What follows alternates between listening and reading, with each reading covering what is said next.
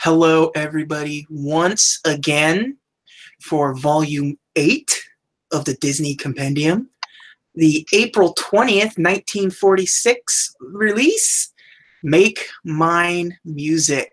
This is the 8th Disney theatrical animated feature. I am your host, JJ, and over there on the other end of the line is Nick. How you doing there, buddy? Good, man. See, the movie is released on April 20th, right?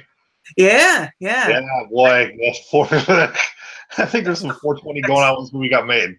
Yeah, that's well, okay. So, Yeah. Make Mine Music is the third of the 1940s package movies that they were doing. Obviously, the last two that we did, Saludos Amigos and Three Caballeros, were the first two, and there's there's three more after this. So, Oh, good. yeah. So, yeah, the 40s weren't a great time. We can just get into the sort of the background as to why this movie exists the way it does right now, because this movie is after World War II now at this point. Right. The studio during World War II, I mean, you had staff members, cartoonists, storyboarders, writers, inkers, all that stuff were drafted for the war. So, you know, they lost a lot of their staff, and the ones that didn't get drafted or didn't go off to the war effort and stayed at the studio were basically called in to do propaganda films for the military, for the government, during that time frame. So Disney wasn't, they were in financially, you know, rough place. So, but you know, they're still trying to do as much work as they can on what they're going to be able to do afterwards. So they have a lot of unfinished work, things that they were working on that didn't make it into, in one case, never made it into Fantasia, or most of them is just like they're kind of half-cooked ideas that they needed to, you know, finish up at some point. But, you know, no money's coming in. So, and they don't have a movie ready to go. So what do? You take these ideas and you need to keep the film division going. It is dying because, again, no money. So you take all of these ideas and sort of try to make something out of it. And this is the first like true effort of like, we're free to go again, but we also don't have money, so let's gotta get something. So they're not tied down to war or propaganda. Even like the last two movies weren't directly tied to like the propaganda arm of what they were doing at the time, but it was still related in the fact where it was very specific in like, this is a government deal. So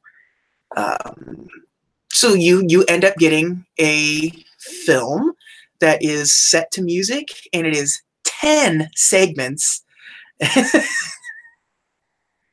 And boy, they are all over the place in terms of quality for these segments.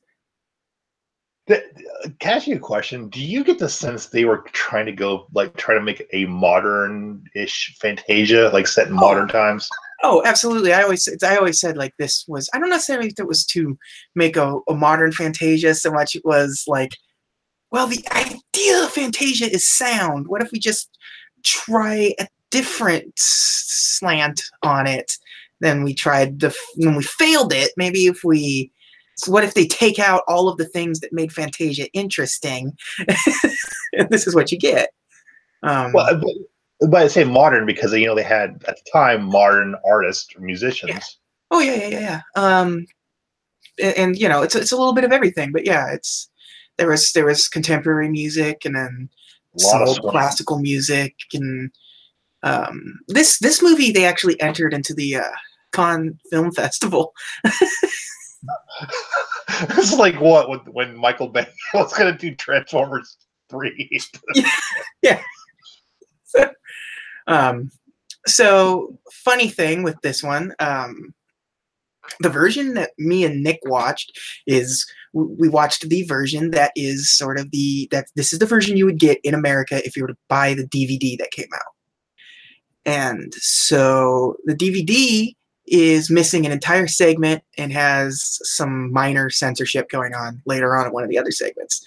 So we also ended up I also found the missing segment on there. So it exists online in other forms. But if you were to buy the American DVD, the first segment is the Martins and the Coys. We're just going to get right into the breaking down the segments because it's the only way you can talk about this movie. It's not. There's no plot. There's no connecting tissue in any way, shape, or form. At least with Fantasia, they had like the Deems Taylor stuff in between musical segments and things, but this one doesn't. This one is like you get like a playbill and it's a book that's flipping pages, and when you get to the next one, it's like another page of this playbill telling you what the song is. It starts out rough. It starts rough. Yeah. So the real start, the one that we watched, that's not how the movie started off.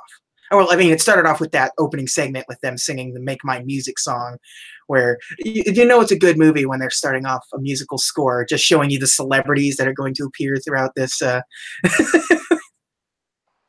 featuring Dinah Shore, Sterling Holloway, Benny Goodman and his orchestra. Yeah. Yeah, so the actual start of the movie, the first real segment was the Martins and the Coys, and that's not on the DVD. They cut that one out entirely because it's a lot of just goofy gunplay. Like it's because it's a country song sort of. With using the Hatfields and the McCoys drama as sort of its backbone. So it's a bunch of hillbillies just firing guns at one another until they're all dead except for two, and the last two get married. Like that's. I don't think you watched it, did you? You passed on that one. I watched like half of it, but even when I saw, I would prefer it start that way than with what it start with. Yeah, because what it starts with, what the American DVD will start with, is Blue Bayou. No Linda Ronstadt to be found. Yes, it is like it's like two egrets, I think it is. Yeah, dude, it's white noise is what it is. Yeah. And you go to sleep now. This is one that was originally, like, the original plan was for it to be in Fantasia, but it wasn't good enough to be in Fantasia, essentially. I could see it being in Fantasia. I'm glad it wasn't. I'm not glad it was in this movie. It was, I think, in Fantasia, the animation was originally going to be Claire de Lune, which I think if this were Claire de Lune in the middle of this, it'd probably end up being a better segment. But it's it is weird to start it with such a slow short. Yeah, especially in the initial way this started was a a hootenanny kind of song, like a very I think like Gene Autry did a version of the Martins and the Coys and stuff. Yeah. So it's like, it's a more amped up way to start up the movie, but instead you started off with Blue Bayou, and it's just like, boy, here we go. Yeah, if you got this, like, hey kids, let's watch this Disney movie, that is a rough way to get them to start that movie. Yeah, and I mean that's not the way it originally started off, and you can tell. Like, if this was you wouldn't put this as the first track on an album or anything. Right. Like, this is absolutely not. Yeah. But then after that, you go into All the Cats Join In, right? Which is Benny Goodman and his orchestra, and it's it's the most. Oh yeah. That card made me dislike Benny Goodman, and I used to like Benny Goodman. I mean, it's just it was a cartoon set to like teens of the 40s. It was like the most contemporary period because this was like it's like this weird like jazz number that is set to teenagers gathering each other up and going to the malt shop. That Yep. is the um, Teenager with black soulless eyes for some reason. yeah, they got like that Lulu thing going on where it's just like the Yeah. yeah Uh, it's I I kind don't of think it's as go ahead. bad as you think it is, but it's not great. This is one of the ones I was talking about earlier that was censored. This was censored on the American version of this. The original so there's a scene where okay, so it's a boy at a malt shop listening to the jukebox. He calls this girl, and it's through very little communication, just listening to the jukebox. So that's like, oh, I have to go on a date with this guy, and she takes a shower, and there's a weird amount of like rear nudity in this movie, and she's a teenager. Yeah.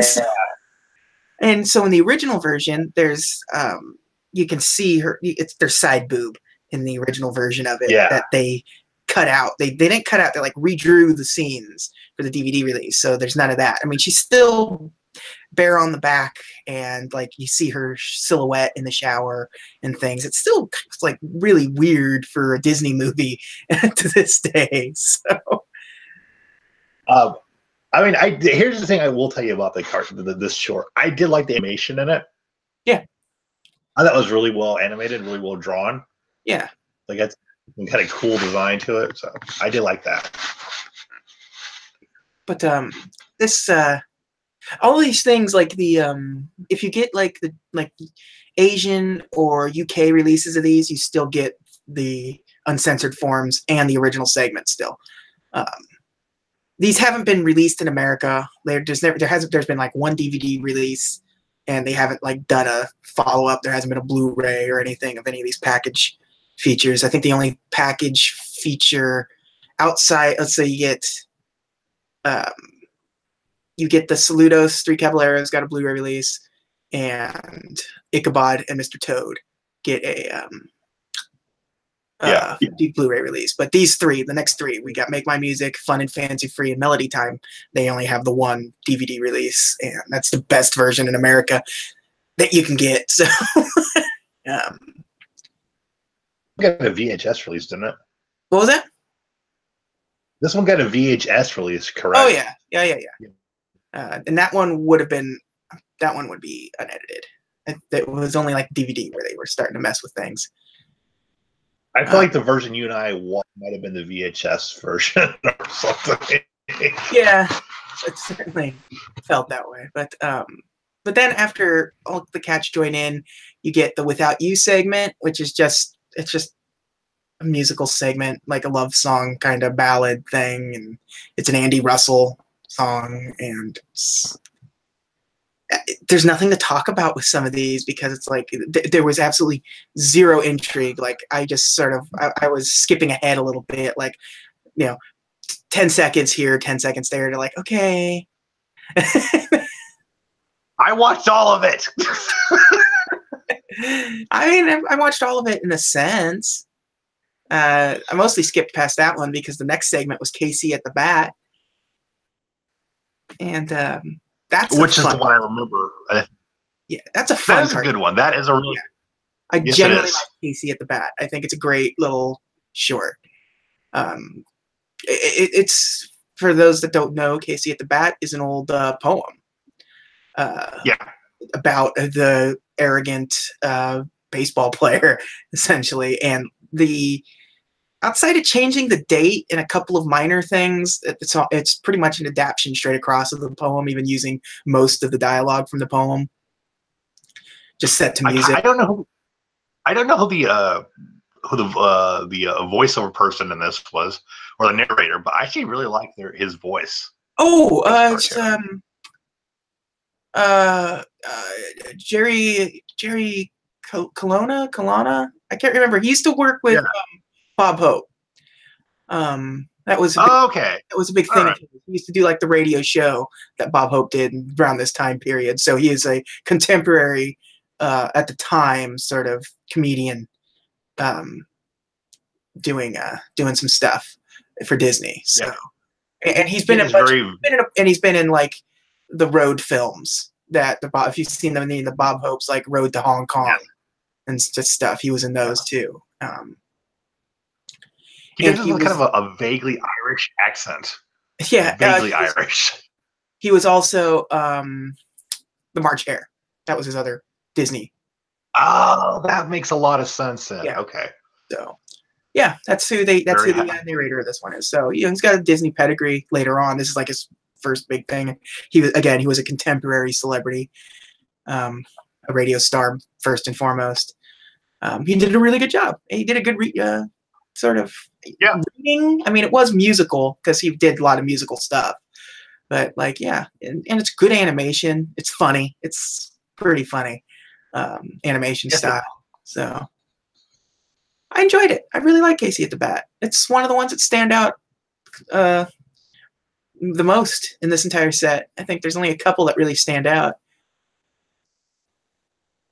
The coincidence that that I saw this one by itself later on, because maybe this one was plucked out for a reason. Like, okay, this is one of the highlights. Yeah, there's been a couple that have been plucked out from this one for various. It's obvious. You can easily tell which ones were plucked out because they're very much in the Disney style. Because like the next one is the Dinah Shore one, and it's the ballet one, Two Silhouettes, and it's such filler. Like I don't like. Yeah, okay. It's like it's Two Silhouettes, and it's a pretty it's a gorgeous song for the most part, being sung by Dinah Shore.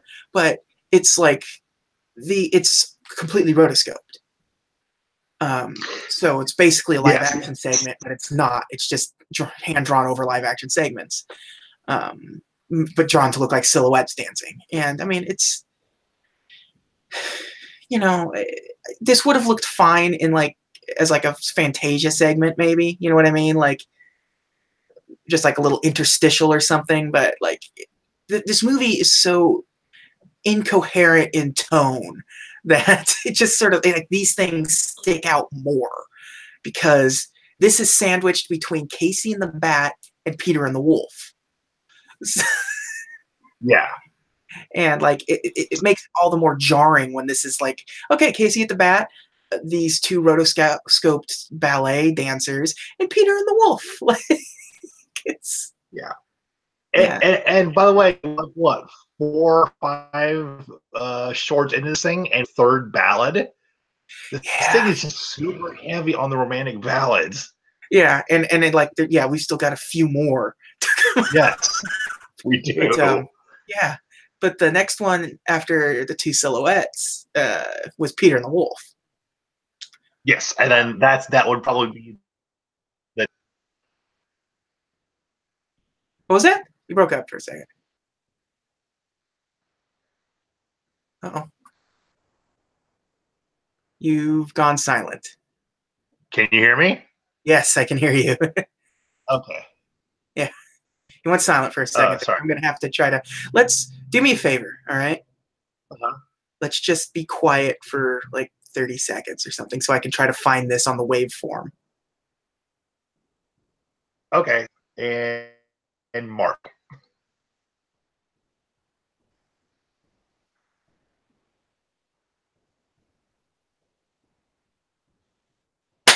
Okay, I just wanted to spike the... There we go. Okay, so next up was Peter and the Wolf. Yeah. I liked this one a lot. Me too. I really like this one. And I think this one was also plucked out, right? Yes, this would have been released elsewhere afterwards. I think this was on TV a couple of times, like on like Disney shows and things. I think you're right, yeah. Yeah, it's a really it's an adaptation of Peter and the Wolf. For the most part, I mean, as good as it can be, considering what they're working with. It's like Sterling Holloway. Yeah, Sterling Holloway again. MVP of Disney voiceover work. But yeah, and the thing I liked about it is that every character had like an instrument associated to them. If I don't know if you know, Yes, like yeah. yeah. So like when Peter was doing something, there was the strings, and like the little bird was like a flute would play, and um, it's really interesting. It was like really well done and really clever, and they did a lot of good stuff, and like kettle drums for gunshots and things. Like it was really fun, and it's a really good adaptation, and I think it's the best part of the movie. It's pretty close. If it's either this or Casey, I'm sure. I Yeah. think. I think I like Casey at the bat more, but I think this is like the best. Like the animation is the best, like the Yeah. tone, the music, and everything. I think comes together much better. Like Casey and the Bat's just kind of a fun kind of. It feels Casey and the Bat feels more set up to be like the short before a movie, where this just feels more like a silly symphony or something. Peter and the Wolf. I feel like this would have been great in Fantasia. Yes, yeah. Like like Fantasia 2000. Like this could have benefited from something like Peter and the Wolf. I remember seeing this when I was I think I was probably like 5 when I saw this cartoon for the first time, and that wolf scared the hell out of me. It's a scary wolf, and it makes you they Yeah. they misdirect you to think he ate the bird. Like Gotcha. Sasha's fine. yeah, no, he's fine. But yeah, it's a scary design because the wolf is just like all like it's lanky and skinny, but it's all drooling and all its head is all teeth kind of thing. Like it's Yeah. yeah, Yeah, that wolf is legit. yeah. After that one is After You've Gone, which is another one of those like empty segments where it's just music set to a parade of musical instruments. Like they're just anthropomorphized musical instruments, and it's not good. Like even the animation's kind of bad in it. I, This is the just, one where yeah. I don't think I had more trouble concentrating than any of the cartoons than this one. Yeah. It's like, whoa. Yeah, it's bad. Yeah, this one was rough. And then, it doesn't look good. The song isn't particularly captivating. And again, it's Benny Goodman again. To be fair, the first one at the malt shop was much better. Yes. And I didn't like that one. That was still much better. Yeah, but yeah. But then you follow this one up. The very next song is Johnny Fedora and Alice Bluebonnet. Another ballad. About two hats. Johnny Fedora is going around trying to find dew in tendies, and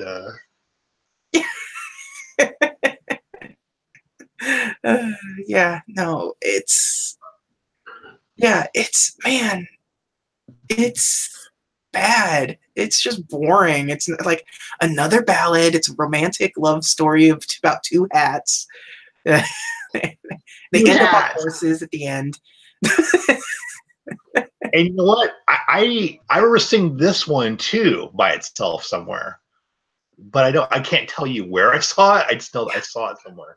I was like, oh, I remember the cartoon. Yeah. This one is the Andrews sisters too. So yes. And that's the thing is, like, on the surface, this whole movie, like, it's got some really good music artists. Like, if you say like, hey, yeah, you've got powerhouses behind it. You've got I mean, you've got Disney animators behind it. You've got some peak celebrity musicians and vocalists and stuff, and it just never came together because the reason it exists is because these are all things that were incomplete, that they couldn't put in somewhere else, that they just had bits and pieces lying around and they just shove them into a movie. And it feels like that because there's no connective tissue, which I think is the worst part of it. If there was some sort of connective tissue, like at least Fantasia may not have had connective tissue in the sense of where all the stories were connected in some way, but there was at least like it was presented to you as a concert. It was presented to you as here's the Deems Taylor introducing things, and here's it's all thematically the music's similar because it's all classical orchestral pieces. And this one is like there's no continuity between the type of music they're going to play. There's no continuity between the types of animation that they're going to be showing you. If you've never seen this before, it can be jarring because like it's there is very rarely is there one two back to back that feel like they're like even in the same playground. You know what? Like it's well, like I mean, musically, like I said, like it's a lot of ballads. I mean, so it's basically like ballads and swing music. Yeah, and then like in Peter the Wolf, and then the whale the whale. That one had more operatic sound. So yeah, you're right. There's like no through line there. Yeah, there's no. It's like even if there was something in between the segments as opposed to just a page of a book. Like if there was like a Disney character introducing the next segment, or some sort of cute something in the middle, or animators doing something, or anything else. But it's really there's nothing. It's just and then you wrap it all up with the whale who wanted to sing at the Met. Yes. And boy, this is a big. It's like the longest segment in the movie. And, the way it ends is super weird. Yeah, this one is so. It's the story of there's a rumor. Okay, there is a whale that can sing.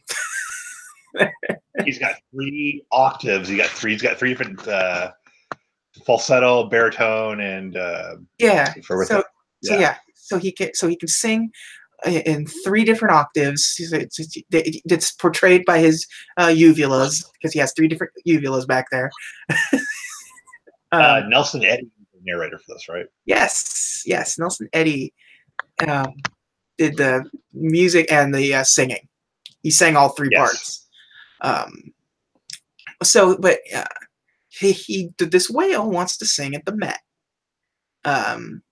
There is a rumor that there is a whale that can sing, and that's of course that's absurd.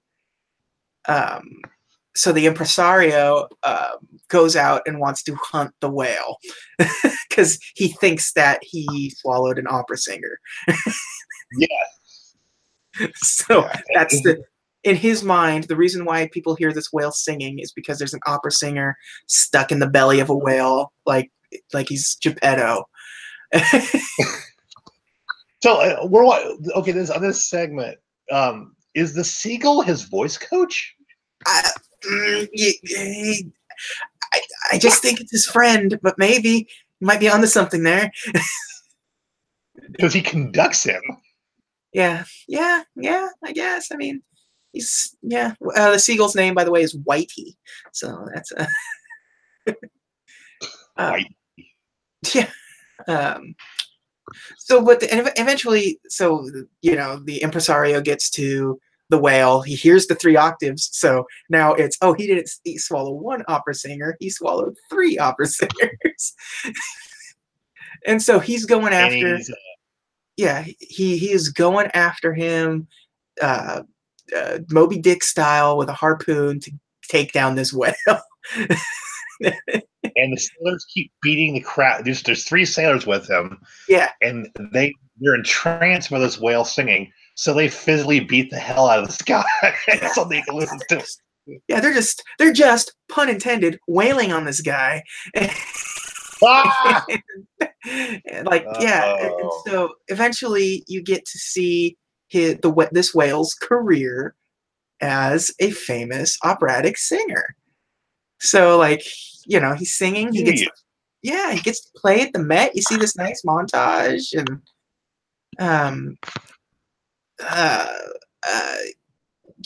finally the impresario is convinced about this singing whale. and it's like it's a happy ending, and then boom, you cut back to reality where it was all a dream sequence, and he kills the whale still. He harpoons the whale, and you get this weird dark thrashing around thing. Yeah. And the whale goes to heaven. Yeah, and now he's singing in heaven. So this is a weird, crazy. This one feels like this is where the concept of this was. We have this. This is a good idea. We need to make more of this. Like, it feels like this was the story that was first. You know what I mean? Like, it's the most fleshed out. It's the longest. It has the most story of anything. It feels standalone-ish on its own. Like it fits in what you'd think this movie would be. Yeah, and when it takes advantage of, like, it's like, you know, like in the whole, when the impresario is like daydreaming about the whale, it's like Variety and like Look magazine, Time have the whale on the cover or talking about him. So it's very, like, you can tell they wanted this to be the headliner. Yeah, yeah, and it ends with curtains closing, and that's the end of the movie. And hey, kids, the whale's dead. Yeah, congrats. Yeah, hey, this guy was wrong. Still killed the whale, and now he's dead. And you get the final scene of him hitting a big note in heaven, like still singing away. You can, and where Nelson A goes, "Don't worry, Whitey. He's where all God's sea creatures go," or something like that. Like, what? Yeah, it's. Boy, it is this, and that's the end of the movie, and it's such a bad movie, but not like, I don't know how else they could have made this movie, because this was the only movie that probably could have existed at the time for the studio. So like, it's a bad movie because it's goulash. Yeah, it's just one stuff thrown together. Yeah, and it's just like, it's cold and kind of soulless overall. Like, it really just feels like it just feels like they took a bunch of Disney shorts and made a compilation disc and sold it kind of situation. Like, yeah, it doesn't feel like this should have been a theatrical movie, but you know, it is. So when I was watching this thing, this is kind of what I thought to myself, like, okay, so this is the time Disney's struggling financially, right? Yes. Not doing good. But we're going to pay Dinah Shore and Benny Goodman and the Andrews sister. Yeah. It's weird.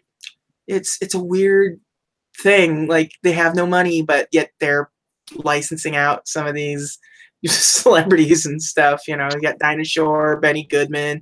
You've got you know, Nelson Eddy and Jerry Colonna and stuff. Like, it's like, what's going on? I'm guessing that the studio system was different back then, so it may have just been, maybe some of these people were contractually obligated to do a movie that RKO told them to do, or something. Like, or could it be like, hey, you just put this song on your album and we'll charge you for it or something. Yeah. But yeah, it's just a disjointed mess. And the thing is, there's like a couple good shorts in this thing. And I want to put this in sort of to maybe give you some information as to like what the big movies of the year were in 1946. Mm-hmm. The #1 movie of the box office for the year of 1946, the year this movie came out. Do you know? 1946. I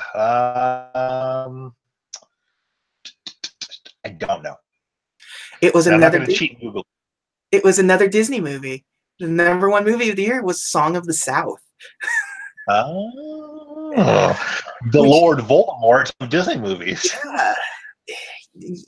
That shall not be named unless you ride Splash Mountain, which is just Song of the South, the ride, but they can't say that anymore. Or you do like 30 seconds of Google searching and come across it. Go Because to it's out there. go to any Comic-Con in the world and somebody's selling a bootleg DVD of Song of the South, usually with Korean subtitles or something. But yeah, so I mean, it's not like Disney wasn't making movies at this time, like this in 1946. I mean, because they made Song of the South, which is, despite the background of that movie and what it sort of historically has become, is a much better movie all around. If you get past the race issues in that movie. I mean, it's got great music. The animation segments are phenomenal. Every animation segment in Song of the South is better than all the animation segments in this one. But some of them, story, but they all are. But a few of them have much more. Let's say time has not been kind to some of the segments. I mean, Song of the South is also based off the Uncle Remus story. So it's an adaptation of a thing, but they sort of updated it a little bit. We're never going to cover that on this particular season of this particular podcast. If we go on to other things later, I would like to talk about Song of the South a little more, because there's some very fun history behind Song of the South, both when it came out, both after it came out, to this day. There's still, there's lots of information about Song of the South that's sort of interesting, and it's mostly a good movie.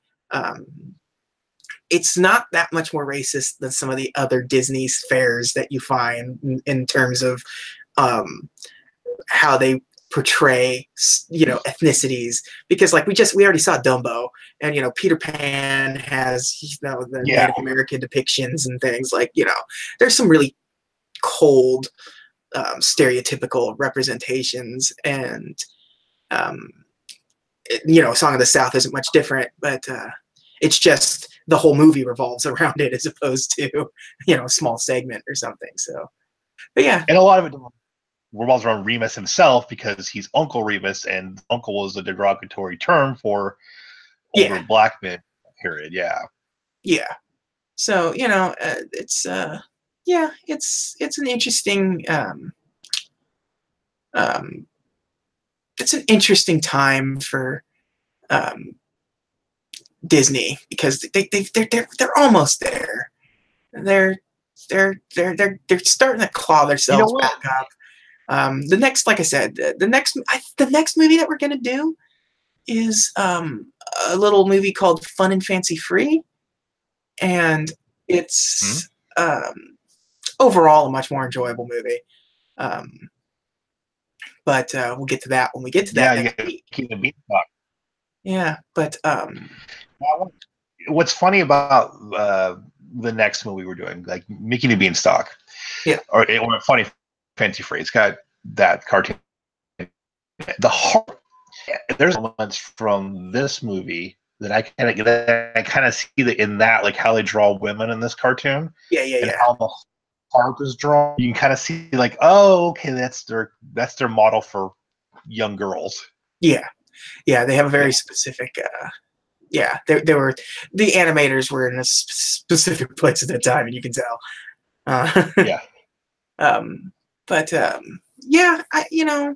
This movie, I still like this movie more than the last two that we watched, the Latin America double feature.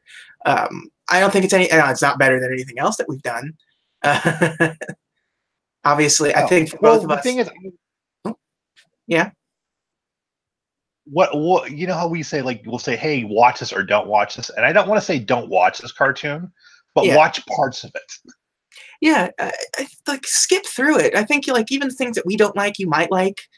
Everyone has different taste in music. It's just like the ballads part of it was just like so hokey, and the animation didn't do them any favors.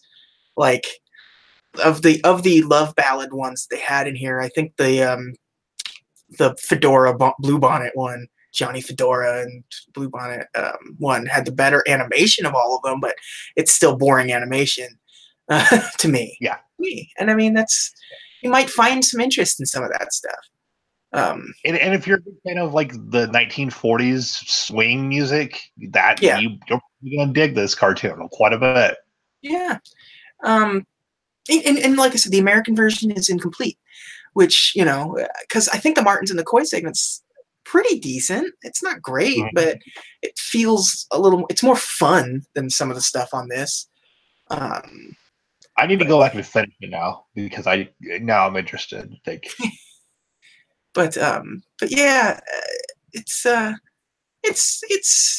yeah. I think if we're working on our lists, I think I'm going to say it's because Saludos Amigos and Three Caballeros are the bottom two for us.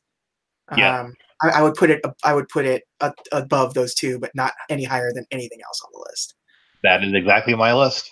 Yeah, so because that was one. There wasn't much, like, it's because there's the couple of segments that are really good in this one are leaps and bounds better than every good segment in the previous two. Like, like if you're just gonna pick out Casey the Bat and Peter the Wolf, okay, that's your. I would even if you're say gonna watch it, I would even say that the whale who wanted to sing at the Met is like that one's okay. That one's okay. It's not like great, but I think it's like it's one of the more watchable ones because there's something there. There's some sort of soul to it. Like, it feels like so. There's a story. Yeah. There's a narrative playing out in this as opposed to just these are two hats that love each other, or here's some silhouettes dancing. Which, you know, and it sounds funny talking about that because, you know, Fantasia has segments that is just like, here is color representation of music, but it feels like it feels artistic. Like, it is taking an interpretation of the song that's playing and sort of interpreting it as like an artistic vision. These don't feel like artistic visions. It just feels like somebody came up with an idea and they just ran with it. Like, yeah, it's a ballet. Let's just put the ballet to these silhouettes or whatever. You know, it's. Do you get the sense this movie was released to appeal to adults, their teenage children, and their younger children? Yeah, it really does feel like it was like, bring the whole family down. The war's over. You need some time out, kind of stuff. So. A buzz cut. Come on down. So, yeah, it's a rough little movie, but you know, given the time frame, you have to take the history into account about what was going on, and, like, you know, Disney wasn't even so, like, the money was getting tied up in Europe, so you're starting to see the studio at this point making more live action stuff, like, and Song of the South and things like that. And it was a success theatrically for them for the most part. It had a budget of like not quite 1.5 million, but close to it, and it made over 3 million at the box office worldwide. So, I mean, you know, not a failure, but not great. But, you know, it's enough money to let them keep moving forward and keep working on the next big project from them, which, you know, again, next big project is coming up soon, but not soon enough for us. It's still several years away in their studio history, but you know, they're just going to be skating along in the movie department. Animation is going to be just sort of skirting along for the rest of the 40s. Animation doesn't really become a big thing for them again until the 50s hit, especially theatrically. So that's when we hit Cinderella. Yes, when we get Cinderella. And by the time you get to Cinderella, like, you know, you've got a couple of good years of movies there. You're gonna start getting a distracted Walt again, because Walt's gonna start focusing on trains and the theme park. So, you know, and you're gonna see some of the live action movies that came out during this time frame are actually pretty good movies. When Walt made his way to California, he wanted to be a director. He's like, there's no money in cartoons. Nobody's going to pay me to make cartoons. I've always wanted to make a movie, and, like, I want to be a live action director. there was, because he thought think about this. When Walt got into cartoons, he thought he was getting into it too late. Because cartoons had already existed then. It's like, well, you've already got, Felix the Cat and some of these things. So, like, Betty Boop, whatever else. he was like, he thought it was already too late. So by the time he moves out to California and starts doing his thing, he wanted to make movies. And he's presented with an opportunity after World War II to make these movies because all of the studio's earnings, because of the war and everything, are tied up in Europe, and he has to spend the money in Europe. It can't come to America. I know this is old stuff, but this history remains the same. I've mentioned this stuff before. So that's when you start seeing the Walt Disney sort of focusing on the real live action, real movies, real life movies, and not cartoons anymore. But that's so quick question: is this around the period where we're transitioning out of RKO into Buena Vista Pictures? Yeah, we've still got a few more RKOs to go. I'm trying to think of when the last Disney RKO feature was. I'm going to Google that because now you've got me curious because you've mentioned this a couple of times. Buena Vista out of nowhere. Yeah. Three people get that joke. Yeah, that's for a party. Yes. Yeah. Peter Pan looks like it's the last one. That's what I was thinking. I thought it was Alice in Wonderland, but Peter Pan will be the last RKO distributed Disney feature. So that's 2 movies after Cinderella. So it goes Cinderella, Alice in Wonderland, Peter Pan, and then Buena Vista. Disney starts distributing their own movies. So good, like another 7-8 years maybe. Yeah. Yeah. Yeah, because that would be 53, and we're in 46 now. So. Yeah. Yeah. So there you go. We're getting close to RKO getting the boot, getting punted right out of here. It was pretty much the end of them after that. At that point, too. Yeah, RKO didn't survive a heck of a lot longer. There was the studio. The idea of the way studios worked and stuff back then was outdated rather quickly. So they went out of business in 1959. So yeah. Wow, and you think about what RKO produced, King Kong and Citizen Kane. Yeah. Yeah. 2 of the biggest films of all time, and it's like that. And I mean, even Snow White and the Seven Dwarfs. Between those 3 movies, those are 3 of the biggest films ever produced. Yep. And most important. So they went under. Yeah. Yeah. So that's gonna be it for Make Mine Music. Today, Nick, is November 18th, 2018. You know what that means? It is Mickey Mouse's 90th birthday, so let's get Willard Scott. Muppets wishes you a happy birthday. But yeah, Mickey Mouse turned 90 today. That's, I wish this was next week, because at least next week we have a movie that has Mickey Mouse in it. Yeah. But yeah, we talked a little bit about Mickey Mouse last week, the black and white era. And on Friday was exciting because they just discovered a lost Oswald cartoon. You told me, and you said it was some guy in Japan, right? Yeah, old man, 85, I think it was. They found they made 27 Oswald shorts. They put a DVD out that had the surviving Oswald shorts and one that was partially survived onto the set. So then it was a 13 short deal. And that was mid 2000s. And in between then they found several more Oswald shorts, and they've been kind of dropping them here and there. If you get the most recent release of Bambi and Snow White and the Seven Dwarfs, they actually have some of the most recently discovered Oswald shorts on them as bonus features. Just one of them is on this Snow White DVD. It's I forget what it was called.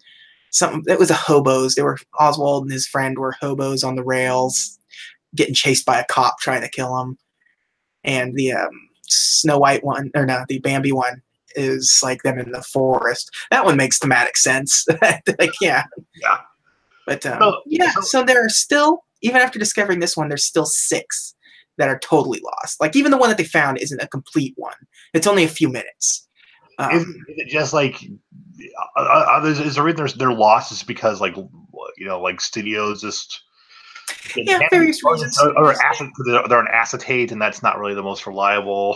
Yeah, yeah, and but yeah, different things. Because remember, Oswald wasn't owned by the Disney Corporation either, Disney Company in any way, shape, or form, for a while either. So you have Universal probably didn't take particularly good care of them. I mean, Universal didn't start taking good care of things until relatively historically recently. Like, you could go onto the back lot of Universal Studios and just see movie cars just rotting away, like depressingly, like an Ecto one in the back movie lot, just like tires falling off of it, kind of thing. Like, they didn't take particularly good care of things. Yeah, and as far as movie restoration goes, was like 15 years ago, like, oh, we should probably restore Dracula. Like, yeah, you probably should.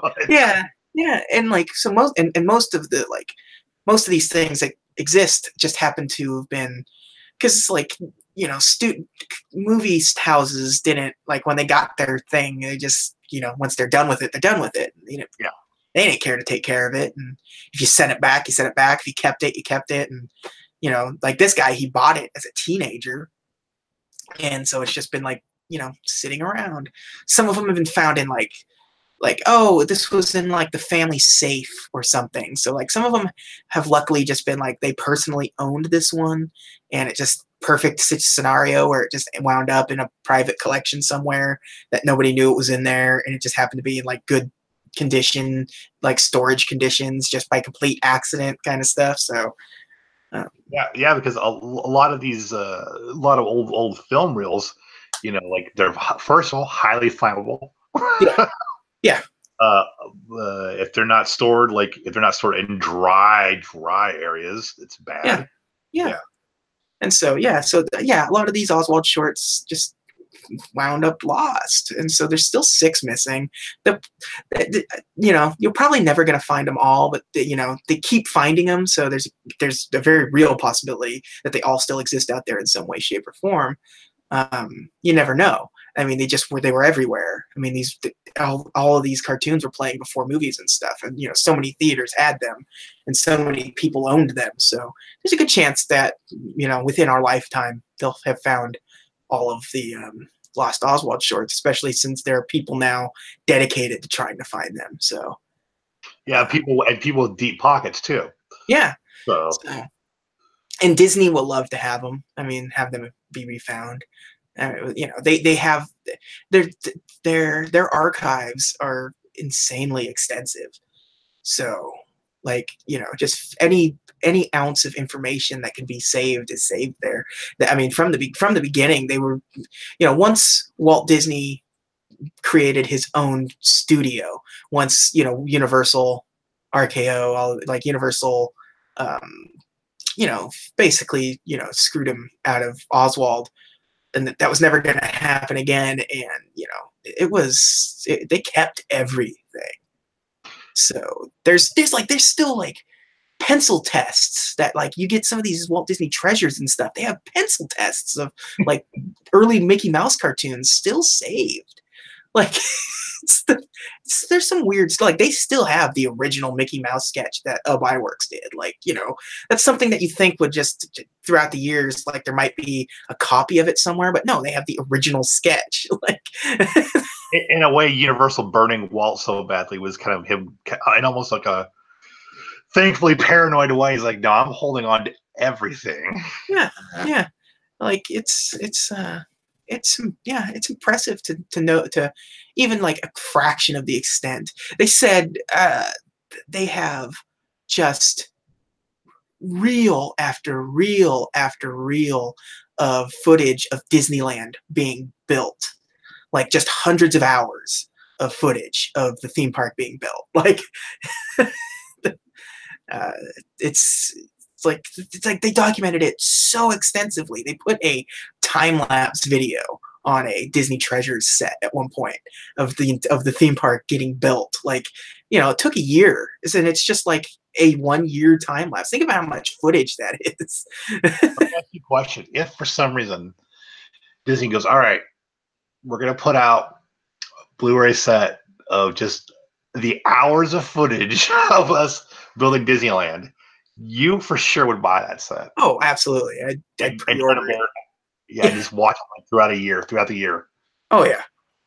Oh yeah. It would be the background noise for every part of every moment, every free moment of my life. Like if I wasn't playing a video game or at work, I would probably be recording this. I would probably be watching them build this theme park. Oh, they're painting the Haunted Mansion. Oh man. Oh man, here comes the gazebo. Oh, there goes the gazebo. Hey, that guy's not working.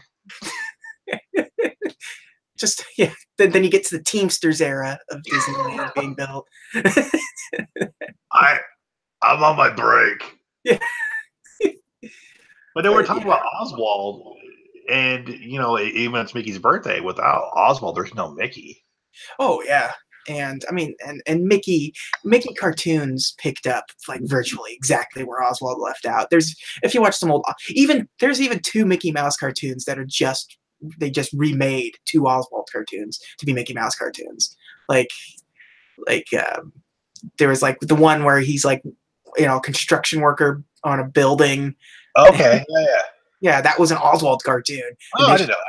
Yeah, and then they just once Mickey Mouse took over, they just remade it. It's not like they just painted over Oswald with Mickey. They just they made the cartoon again. And there's a second one that not coming to me off the top of my head, but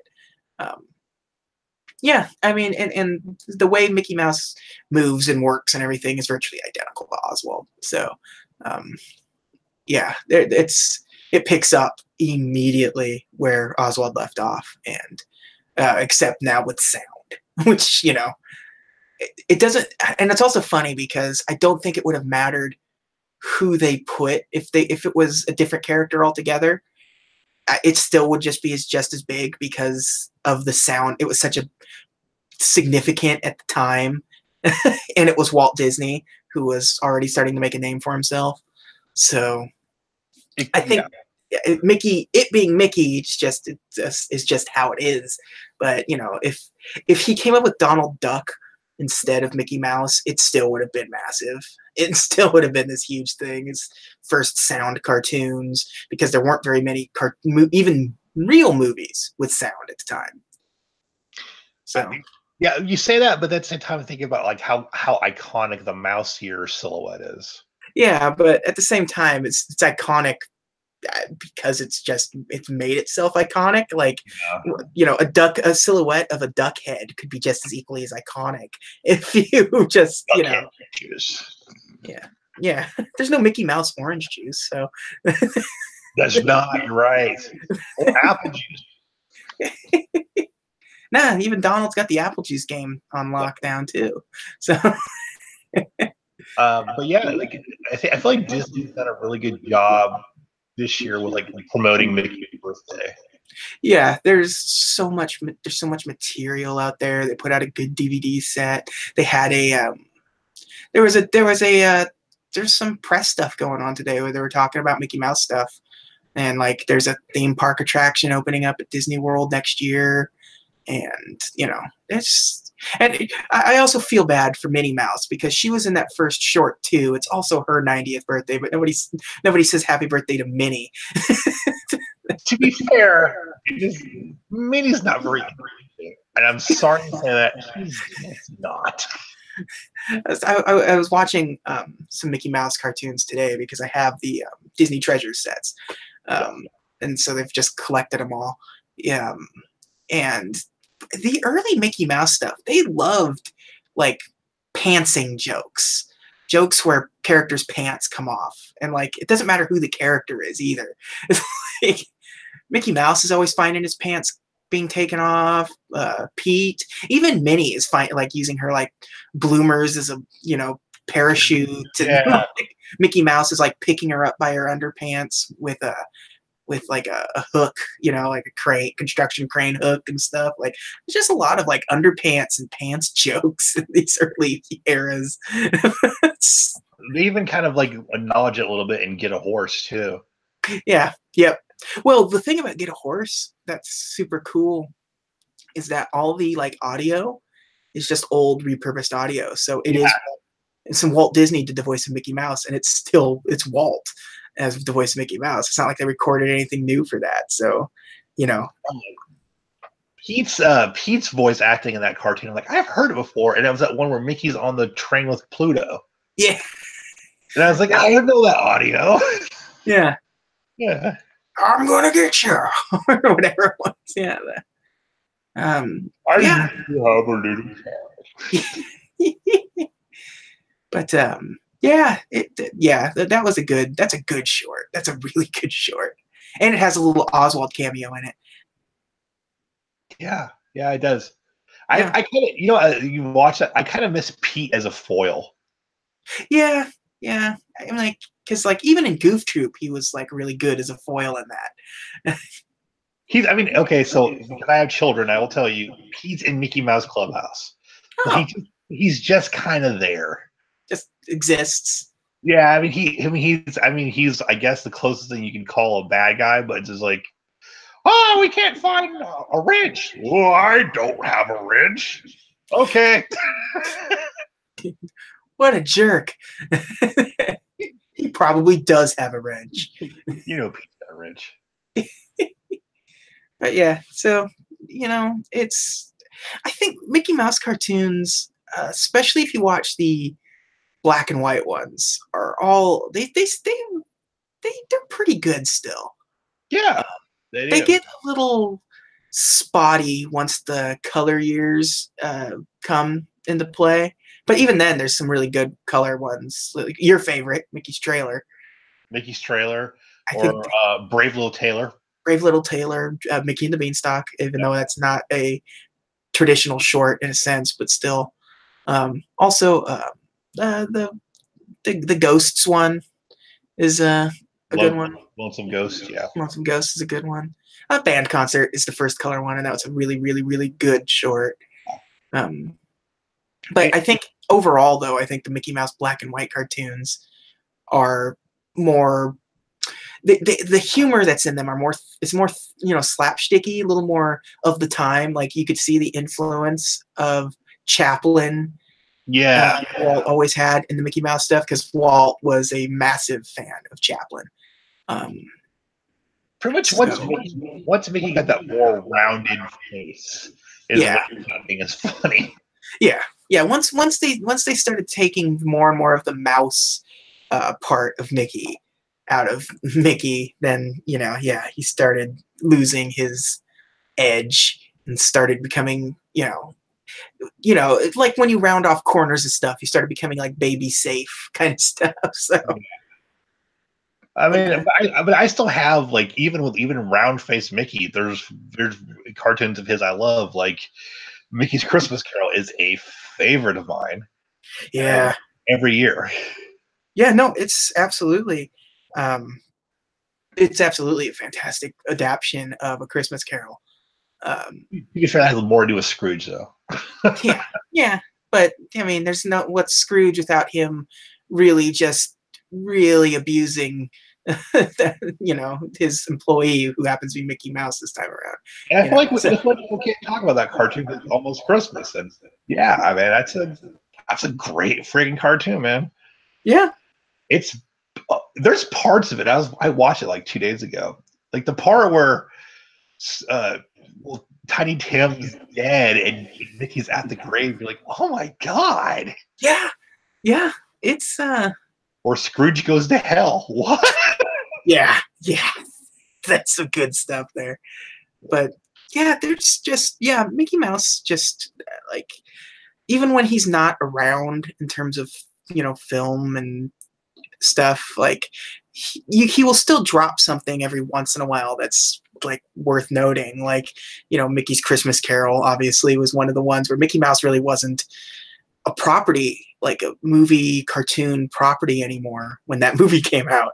No. So, but well, I mean, and you and I've talked about on the show before, and you know how much we love the new Mickey shorts. new Mickey shorts, Where he's kind of back to his roots a little bit, and they're really really good. Yeah, like just a real troublemaker. Mickey Mouse is back, and like things aren't things not working out for him, and him trying to, you know, swindle his way into a resolution. You know, There's one word they kind of play on Mickey's naivete, where he says yes to everybody. But yeah. Or my favorite one, I'll tell you, of the new Mickey Mouse cartoons is Goofy's grandma. Oh yeah. Where Goofy moves in with Mickey because there's a giant spider in his house, but he pretends to be his own grandmother. And it's just the weirdest cartoon. Oh, what was I like the one where what's it called? It's Staying Cool. It's the one where it's too hot outside and it's Donald, Goofy, and Mickey trying to get cool. And that one really made me. There were some funny gags in that. Yes, yeah. My son has a favorite, and it's Potato Land. He loves Potato Land, and that one's great because they pretty much make fun of Disneyland. Yeah. And the one with the abominable snowman in it. Oh my gosh. Yes, that was so good. Where I don't know, like where they're trying to like not cause an avalanche, so Mickey starts screaming, and then the Yeti tells him like, shh. Yeah. But he just screams quiet, like with no sound coming. It's just some good gags in it.